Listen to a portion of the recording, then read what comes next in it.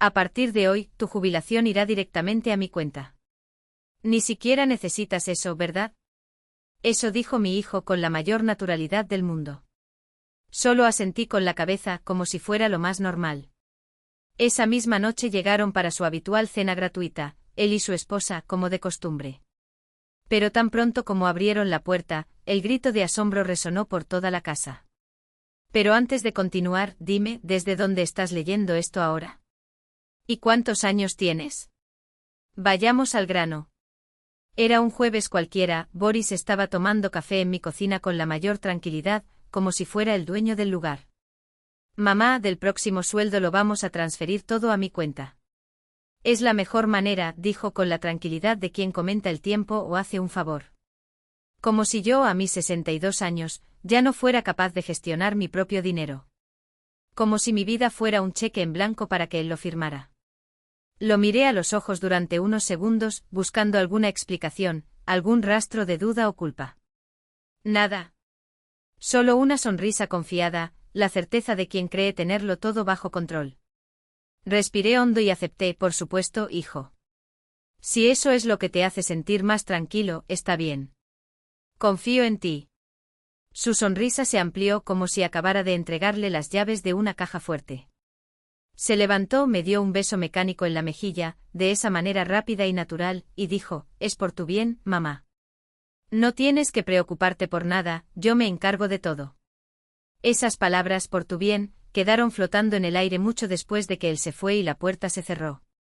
Como si fuera una niña que necesita tutela, una anciana que no sabe lo que hace. Pero la verdad es que sabía muy bien lo que hacía. Por la noche, como todos los viernes desde hace 3 años, aparecieron. No solo, por supuesto, su esposa siempre lo acompaña, como una sombra que exige derechos. Escuché girar la llave en la cerradura, la misma llave que le di, en un gesto de confianza que hoy me disgustó, el crujido de la puerta, los pasos apresurados por el pasillo. Y luego el grito. Un sonido agudo, de alguien que se enfrenta a lo inesperado y no sabe cómo reaccionar. No fue ira, fue pánico. El pánico de quien de repente se da cuenta de que las reglas del juego han cambiado. Me senté en la cocina, en silencio, mientras sus voces rebotaban en las paredes vacías. No me levanté. No lo necesitaba. Sabía exactamente lo que estaban viendo, el apartamento vacío, los muebles que faltaban, el espacio que ya no era suyo para utilizarlo como quisieran. Boris entró corriendo, pálido como un fantasma, con los ojos muy abiertos por la incredulidad. Detrás de él, su esposa, con los labios apretados en una fina línea y su furia apenas contenida. Mamá, ¿qué hiciste? Parecía que no podía creer lo que estaba viendo. ¿Dónde está todo? ¿Dónde están los muebles? ¿Dónde está la televisión? ¿Dónde están las cosas que había aquí? Levanté la vista lentamente con la calma de quien ya ha tomado una decisión, y respondí suavemente, vendí algunas cosas. Necesitaba dinero en efectivo. Su expresión cambió en cuestión de segundos, su rostro se puso rojo y sus músculos se tensaron. Pero si vas a cuidar de mis finanzas, necesito estar seguro de eso también, ¿no? Nunca se sabe cuándo necesitamos algo de dinero extra. Dio un paso adelante y por primera vez en mi vida, vi a mi hijo sin el filtro del amor maternal. Ya no era el niño que crié ni el joven al que ayudé a crecer. Era un extraño que me miraba con desdén, con una ira fría que casi me asustó. ¿Has perdido la cabeza? ¿Cómo te atreves a vender algo sin consultarme? Ahora, ¿cómo vamos a ver la televisión cuando vengamos aquí? ¿Cómo nos vamos a sentir cómodos? Esa última frase fue la gota que colmó el vaso. ¿Cómo nos vamos a sentir cómodos? Ni cómo vivirás ni cómo te las arreglarás.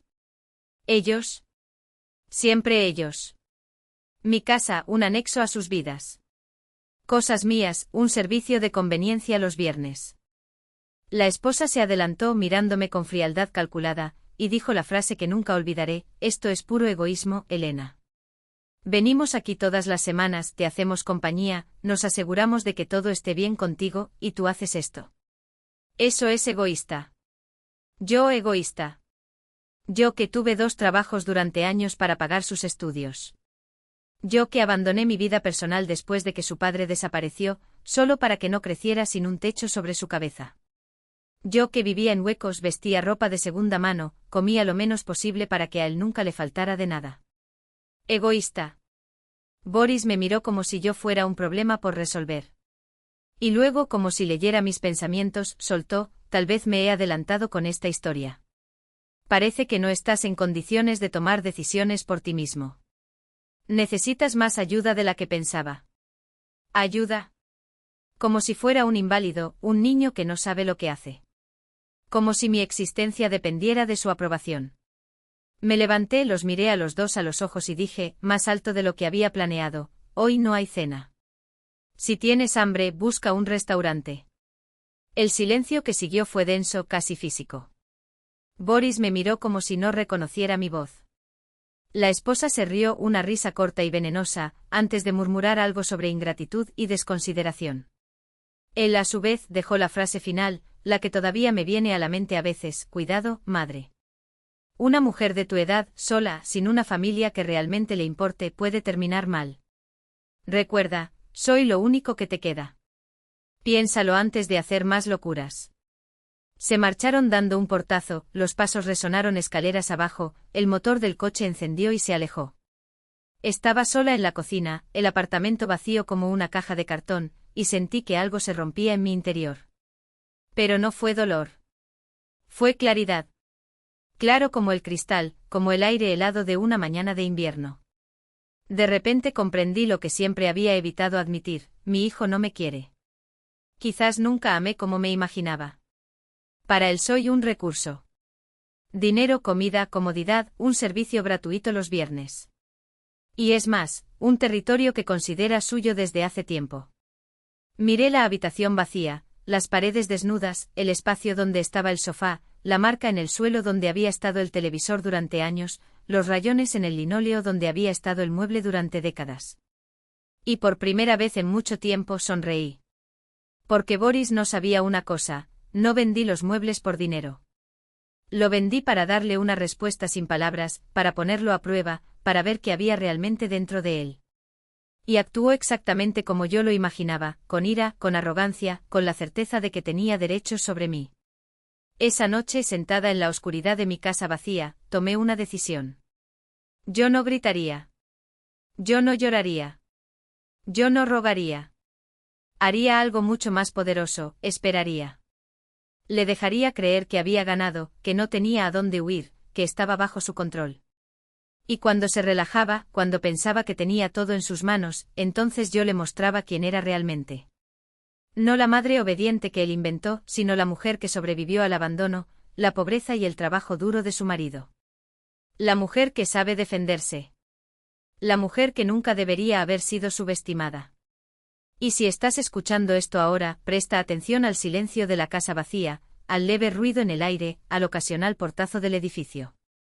Piensa en esto: el amor de una madre es un gran sentimiento, pero no puede ser una excusa para que la gente te pisotee. Si no te defiendes tú mismo, nadie lo hará.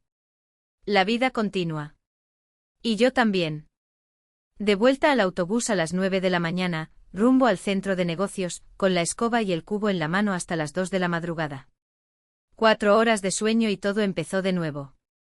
Boris Tianovich, mi hijo, estaba al cuidado de su vecina del piso de arriba, Virta Petrovna, una mujer ordenada y severa que hacía mucho tiempo que había criado a sus propios hijos. En aquella época cobraba lo que hoy parecería una miseria: 500 rublos a la semana. Pagué sin regatear, porque su tranquilidad no tiene precio. En la escuela empezaron a surgir exigencias: zapatillas deportivas como todos los demás, una mochila a la moda, una chaqueta con bordados. Esas zapatillas cuestan 1000 rublos, casi 2 semanas de mi presupuesto para comida. Pero lo compré. Cociné frijoles asados para mí, ahorré en todo, solo para que él no se sintiera diferente. Solo para que, cuando regresara a casa, creyera que todo estaba bajo control y que su madre podía con ello. Cuando Boris cumplió 18 años, anunció que quería asistir a una universidad privada. Costo anual: más de 100.000 rublos. Dinero que ni siquiera tenía. Fui al banco, firmé un préstamo con mano temblorosa y estuve 10 años arrastrando cada moneda de un lugar a otro, solo para pagar las cuotas a tiempo. Se graduó, defendió su trabajo, encontró trabajo. El salario inicial. 60.000, el doble de lo que gané después de 30 años de pasillos y escaleras. Suspiré aliviado, ahora, por fin, las cosas mejorarían. Ahora podría trabajar menos, dormir más y vivir como personas. Pero Boris no tenía prisa por salir de casa. Necesito ahorrar dinero para pagar un terreno, dijo. Y yo, como siempre, respondí, claro, hijo. Esta es tu casa, quédate el tiempo que necesites. Y así estuvieron otros 5 años bajo el mismo techo, yo con mis 2 trabajos, él ahorrando cada centavo desde el comienzo de su carrera. Las facturas de la casa, la comida, las pequeñas reparaciones, todo salía de mi bolsillo, de mis manos, de mi sudor. Mientras tanto, Boris custodiaba cada rublo como un soldado guarda sus municiones, distribuyéndolas en meticulosos sobres. Hasta que un día, sin avisar, sin hipotecas, sin avalistas, se compró una casa. 3 millones. Conocimiento. Apareció en la puerta sonriendo, mostrando fotos de la construcción, y me llené de orgullo. Orgullo genuino, como si esas llaves fueran mías también. Le dije que estaba feliz y era verdad. En el fondo imaginaba que ahora, por fin, me tendería la mano. Eso me ayudaría a respirar, a aligerar la carga, a vivir sin tener que suicidarme en los turnos de noche. Parecía que después de tanto sacrificio, finalmente estábamos en un camino llano. Todavía no sabía que ese camino conducía a un acantilado. La novia de Boris era elegante cara con un lujo que para nosotros rozaba el absurdo. La boda costó 300.000, salón luminoso, música, invitados importantes. Me ubicaron en un rincón apartado, lejos de mi familia, entre conocidos que pasaban y clientes con sonrisas formales. Sonreí para las fotos, hice el baile obligatorio, pero regresé a casa sola y vacía. Como si me hubieran quitado con cuidados quirúrgicos un pedazo de mi corazón y me lo hubieran devuelto sin vida, sin calor. Después de la boda, las visitas de Boris se hicieron más raras. Primero cada 2 semanas. Luego una vez al mes.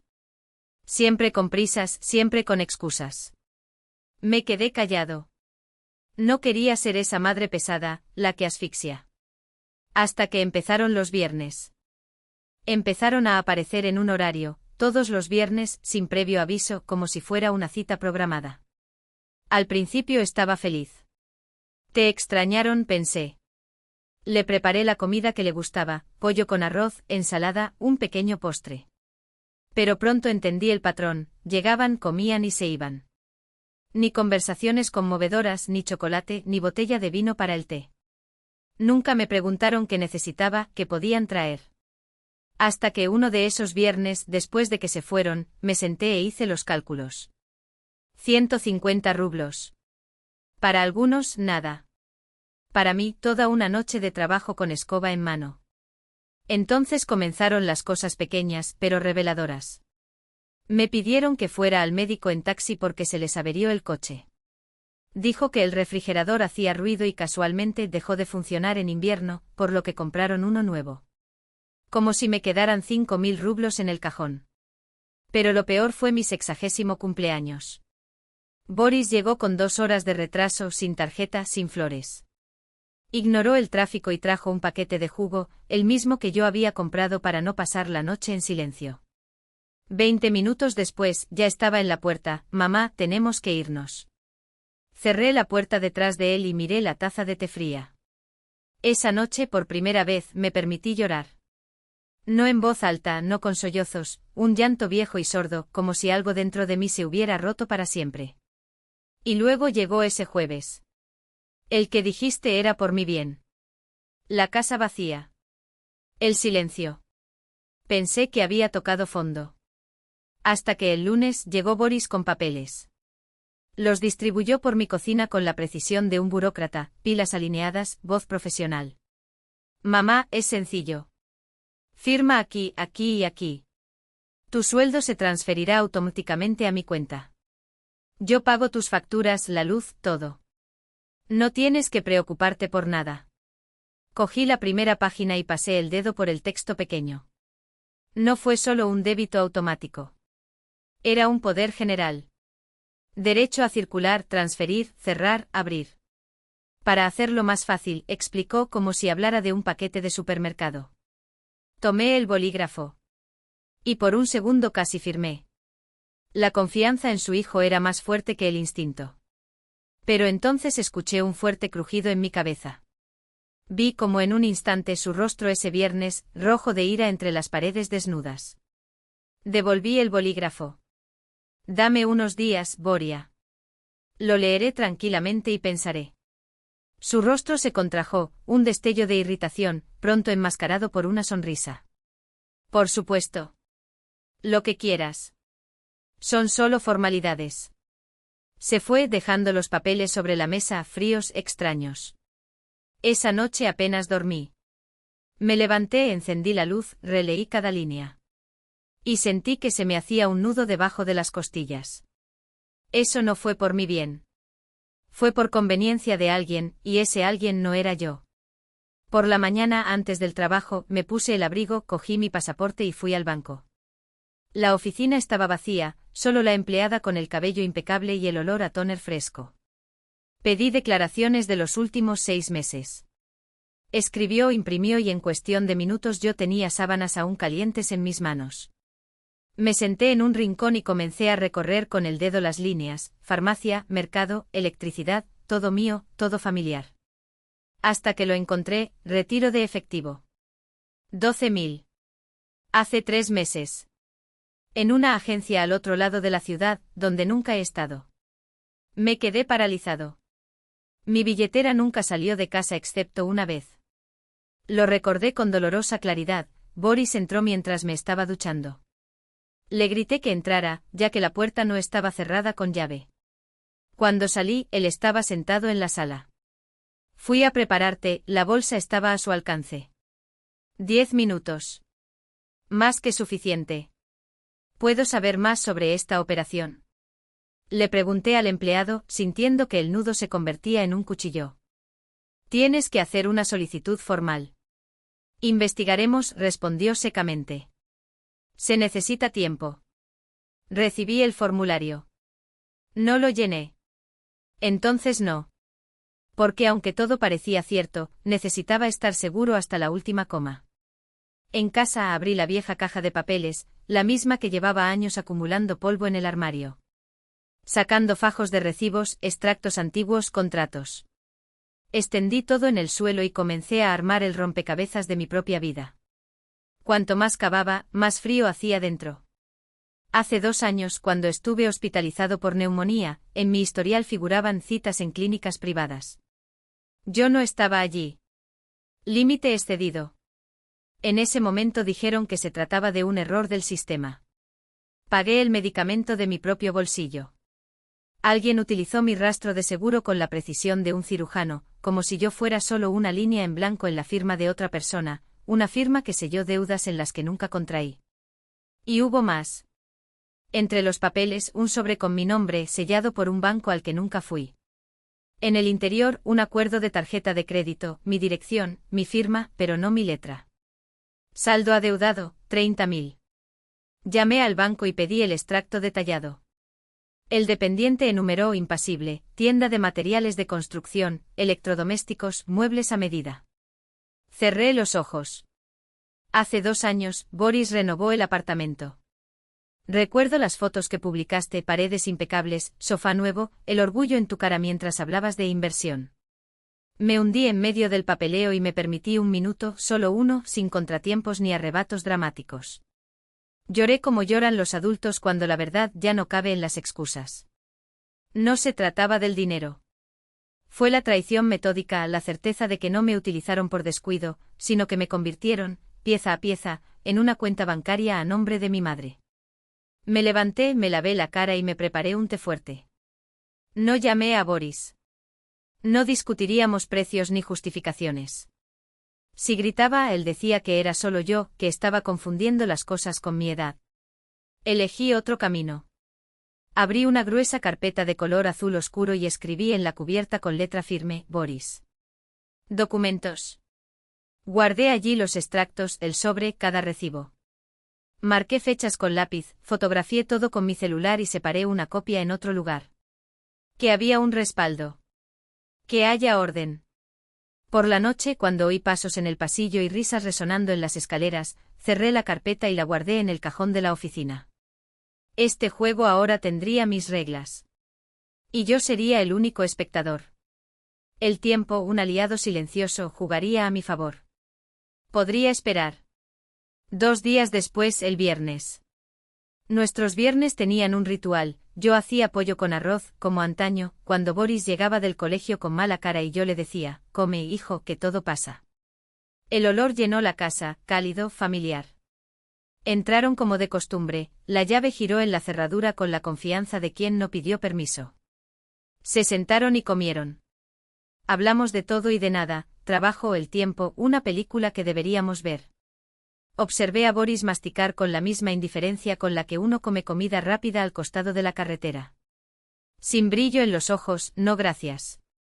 Solo una cena gratis los viernes, una costumbre, no un gesto. Cuando los platos fueron empujados al centro de la mesa, sacó una pila de papeles, esos papeles, de su maletín.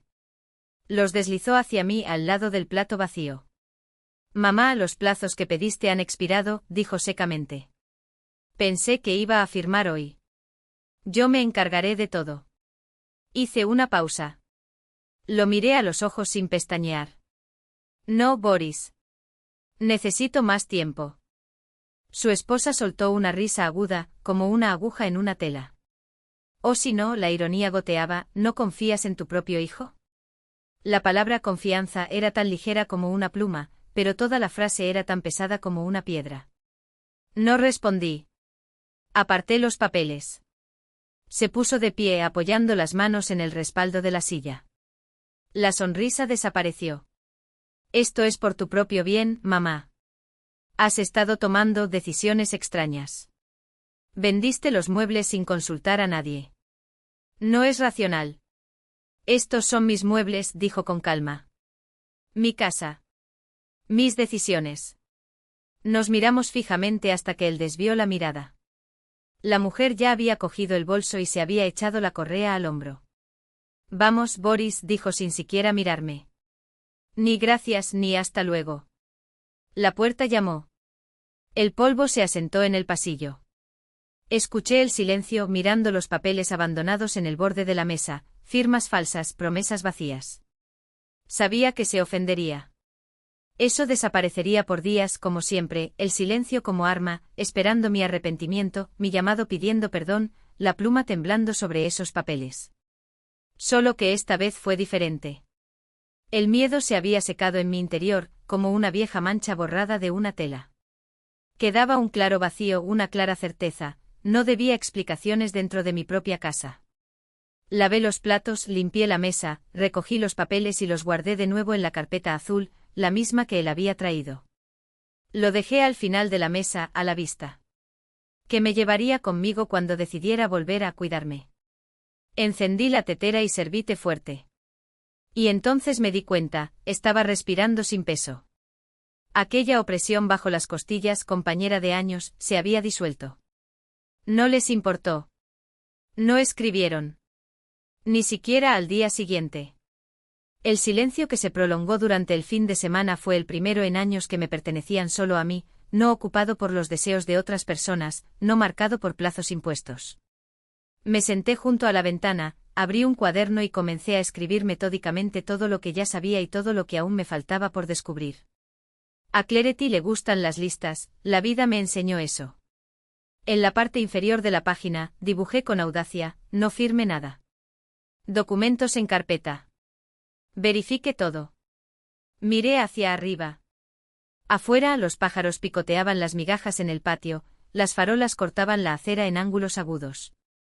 Sabía que esto era solo el comienzo. Y también sabía una cosa, por la mañana haría la primera llamada que siempre evitaba. Entonces los acontecimientos se desarrollarían más rápido de lo que imaginaban. Por la mañana llamé. Energía del Estado. Con voz firme pedí verificar si había cuentas abiertas a mi nombre en direcciones que no fueran mías. El encargado tecleó, preguntó fecha de nacimiento, dirección, y luego, sí, hace 3 años que hay contrato activo. La dirección no coincide con la suya.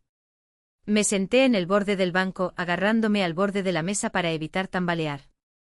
Eso es imposible. Nunca he vivido allí. En este caso, necesitará un informe policial y documentos para impugnarlo, respondió profesionalmente. Suspenderemos las deudas hasta la investigación. Le di las gracias y colgué. Miré el teléfono como si fuera un objeto extraño, un artefacto de una vida que no reconocía. 3 años de facturas que no eran mías. De ahí las caídas en mi puntaje crediticio el año pasado, cuando me negaron incluso una simple reparación de automóvil. Todas las piezas encajan siguiendo el mismo patrón. Esa noche dormí poco. Me quedé allí escuchando el ruido de las tuberías, pensando en cuántos años pasé dándole excusas, cansada, estresada, con prisa. De hecho, poco a poco me fueron alejando de mi vida, como si empujaran un mueble viejo a un rincón, primero los pies, luego las ruedas, hasta hacerlo invisible. Por la mañana me puse el abrigo y me dirigí al centro, a una pequeña asesoría jurídica que ofrecía servicio gratuito. En la puerta un cartel, Andreitson, abogado. Era sencillo, con pelos grises en las sienes y ojos que prestaban atención. Escuchó todo sin interrumpir: los retiros no autorizados, la factura fantasma de la luz, la tarjeta de crédito con los muebles que decoraban la casa de su hijo, los papeles para mi bien. Lo anotó en una libreta, asintiendo. Cuando terminé, guardó el bolígrafo y dijo: si es como usted lo describe, esto no es solo fraude. Es abuso financiero, un tipo de violencia. ¿Qué pasa con el poder general que quiere que usted firme? Sacudió la cabeza. Con él puede vaciar sus cuentas, cerrar aplicaciones, transferirlo todo. Y legalmente lo habrás autorizado. Asentí como si fuera obvio, pero me dolió oírlo en voz alta. ¿Qué debo hacer? Enumeró con los dedos: primero, no firmar nada. Segundo, cambiar todas las contraseñas bancarias, bloquear las tarjetas, impugnar por escrito las transacciones fraudulentas. Tercero, registrar un atestado policial sobre la factura de la luz y la tarjeta. Cuarto, reunir todos los documentos y protocolos. Quinto, vaciló. Si te sientes amenazado, puedes pedir una medida de protección. No quiero demandar a mi hijo, escapé. Me miró sin juzgarme. No se trata de demandar. Se trata de, hizo una pausa, recuperar lo que es suyo. En público. La palabra salió como un veredicto seco e irrevocable. Andrechon no pestañeó. Simplemente se puso las gafas en la frente y estudió mi rostro por un momento, no para cuestionar, sino para medir el peso de la decisión que ya se había tomado.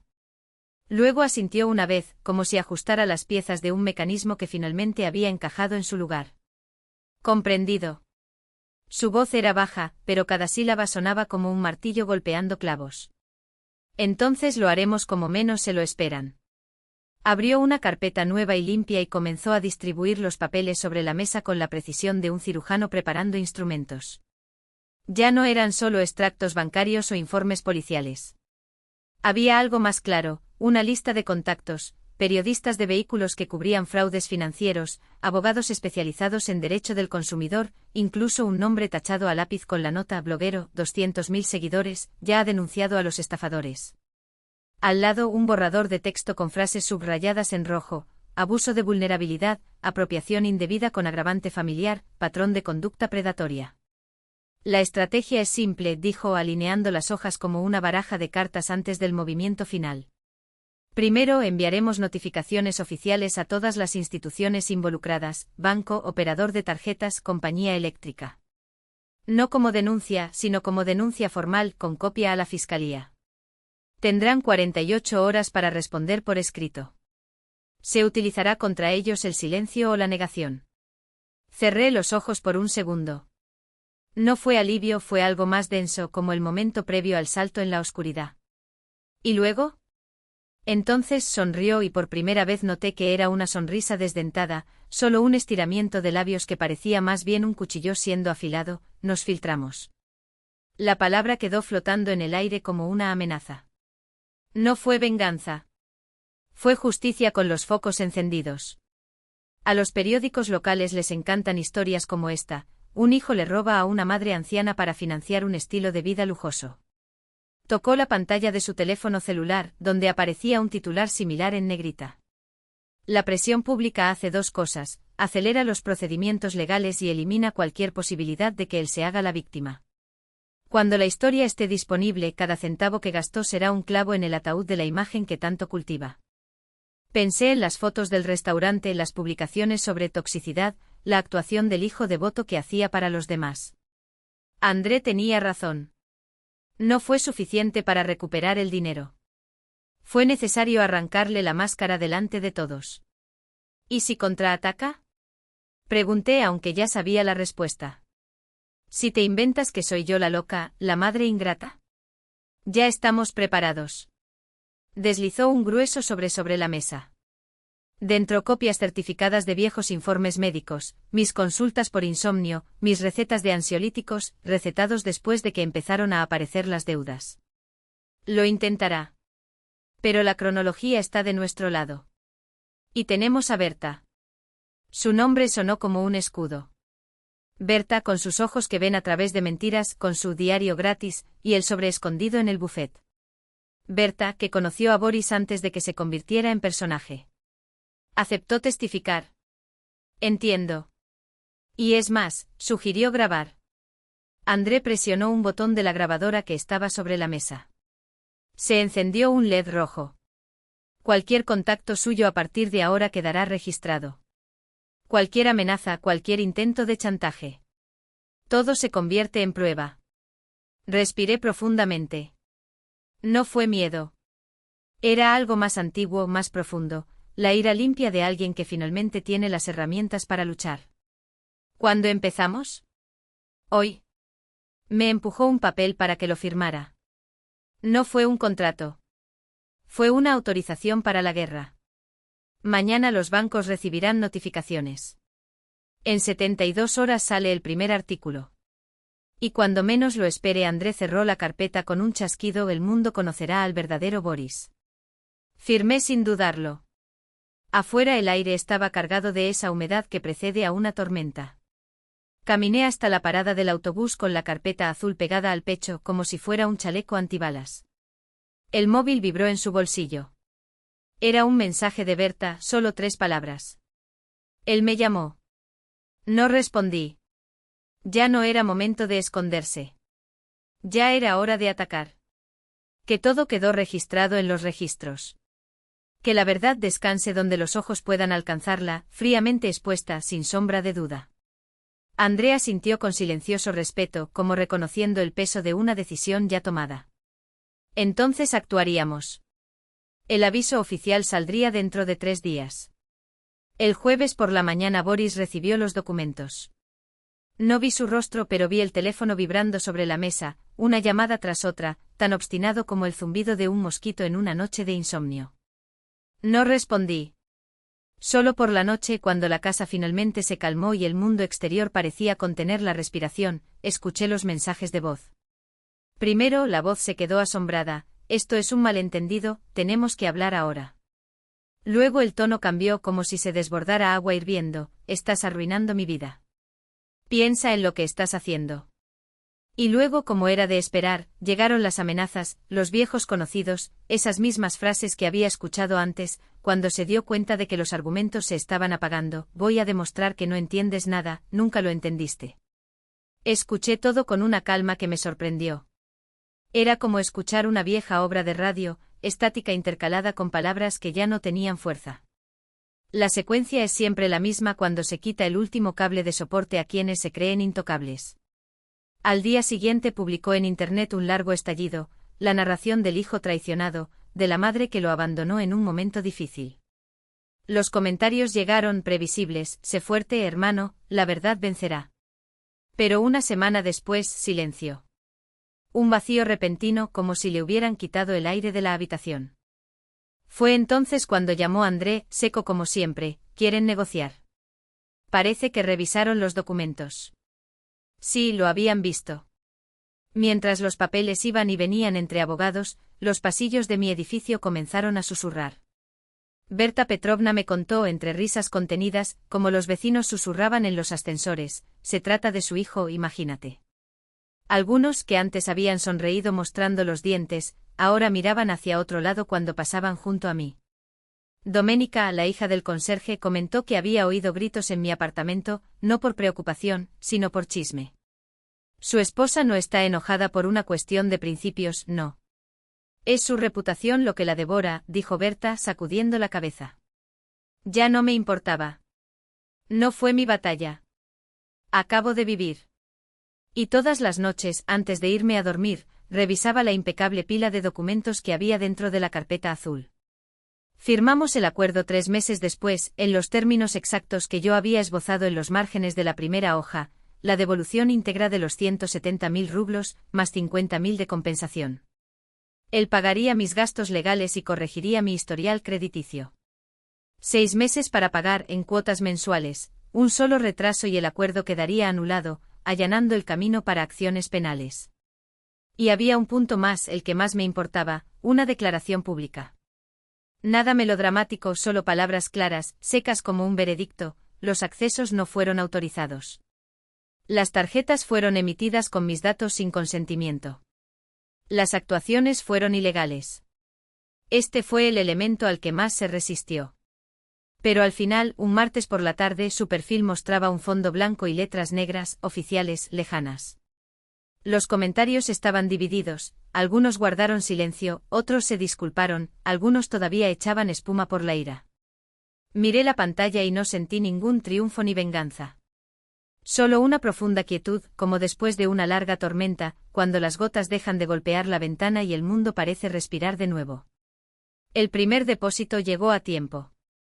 Y todos los que siguieron también. No toqué ese dinero. Acabo de transferirlo a una nueva cuenta, cuya contraseña solo yo conocía. Cuando cayó la última entrega, puntual como un reloj suizo, me puse en camino. 3 maletas en el maletero, la cinta gris de la carretera desplegándose delante, la estepa infinita a ambos lados y, en el aire, el olor salado que precede al mar. La ciudad que me acogió tenía señales sencillas, un viento que azotaba las mejillas y un cielo tan abierto que parecía posible tocarlo. Encontré una casa pequeña, 2 habitaciones y un patio donde podía plantar albahaca y eneldo. No regateé el precio. Firmé el contrato, recibí las llaves sujetas a un llavero de plástico con un número desgastado. Salí al porche y por primera vez en años, no tuve ganas de llamar a nadie. Me quedé allí simplemente respirando. Boris lo intentó una vez más, después de saldar todas las deudas. Respondí porque ya no había nada que perder. Su voz era baja, como si hablara desde un pozo. Mamá. No podemos hablar bien. Respondí sin odio pero sin lugar a ilusiones, al niño que creé, lo amé con todo lo que tenía. Tal vez existió. Pero este hombre aquí no es él. No guardo rencor. Solo te pido que vivas tu vida lejos de la mía. No es un castigo. Es un límite. Se quedó en silencio como si quisiera decir más pero no pudiera encontrar las palabras. Apagado. Y eso fue todo. Algunas puertas deben permanecer cerradas no porque un monstruo aceche detrás de ellas, sino porque el vacío del otro lado absorbería la energía que necesitamos para continuar. Ahora mis días son simples. Me despierto cuando el cuerpo lo decide, sin alarma. Preparo té fuerte, salgo al jardín y observo cómo los brotes que planté se extienden al sol. Compro lo que quiero en el mercado de los viernes, no lo que debería comprar. Por la noche me siento en el porche y escucho el mar respirar a unas cuadras de distancia. A veces aparece Berta Petrovna trayendo nuevas noticias de la ciudad. Se ríe, dice que mis ojos son más jóvenes. Creo en ella, no por vanidad, sino porque aprendí a no traicionarme en nombre de la paz ajena. Si esta historia tiene una moraleja es esta, tan obvia como la sal: amar no es sinónimo de permitir. La maternidad no es un cheque en blanco para un dolor silencioso, ni un menú fijo de cenas calientes esperando. Establecer límites no es cruel, es la única manera de reservarte un lugar en tu propia vida. Cuando no firmas el poder de otra persona, sino el contrato invisible contigo mismo, solo entonces comienzas realmente a vivir. No estoy solo. Estoy completo. Y eso, una vida dentro de sus propias reglas, sin justificaciones ni fanfarrias, es suficiente.